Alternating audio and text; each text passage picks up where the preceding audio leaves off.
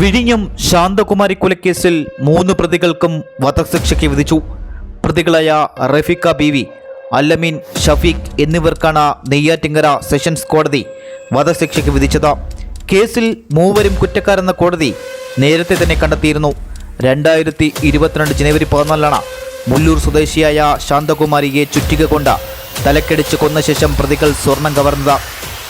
നല്ലൊരു വിധിയായിട്ട് ദൈവം എന്ന സത്യം ഉണ്ടെന്ന് ഞാൻ വിശ്വസിക്കുന്നു. എൻ്റെ അമ്മ ഒരു ദൈവവിശ്വാസിയായിരുന്നു.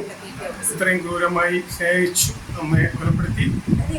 അതിൻ്റെ വേദന എനിക്കുണ്ട്. നമുക്ക് ആ വേദനയ്ക്കുള്ള ഒരു വിധിയാണ് എന്ന് ഞാൻ വിശ്വസിക്കുന്നു. പ്രോസിക്യൂട്ടർ നല്ല ഭംഗിയായിട്ട് തന്നെ കേസ് വാദിച്ചു. അതുപോലെ തന്നെ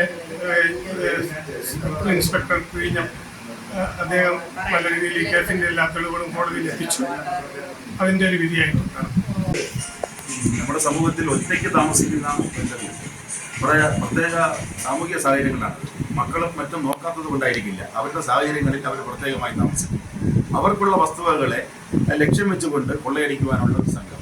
അതിങ്ങനെ ഇവർ റിപ്പീറ്റഡ് ഒഫൻഡേഴ്സാണ്. കാരണം ഈ കേസിൽ റഫീഖ, ഷഫീഖ്, അല്ലമീൻ എന്നീ പ്രതികൾ ഈ കൃത്യം കൂടാതെ വേറൊരു പെൺകുട്ടിയെ കൊലപ്പെടുത്തിയ കേസുണ്ട്. ഇതിലുള്ള ജെൻസ് മറ്റു പ്രതികൾ പിന്നെ വേറൊരു പെൺകുട്ടിയെ ബലാത്സംഗം ചെയ്ത കേസിൽ.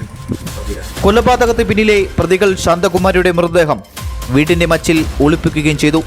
ശാന്തകുമാരിയുടെ വീടിന് സമീപത്തെ വീട്ടിൽ വാടകയ്ക്ക് താമസിക്കാനെത്തിയതായിരുന്നു പ്രതി റഫീഖ ബീവി.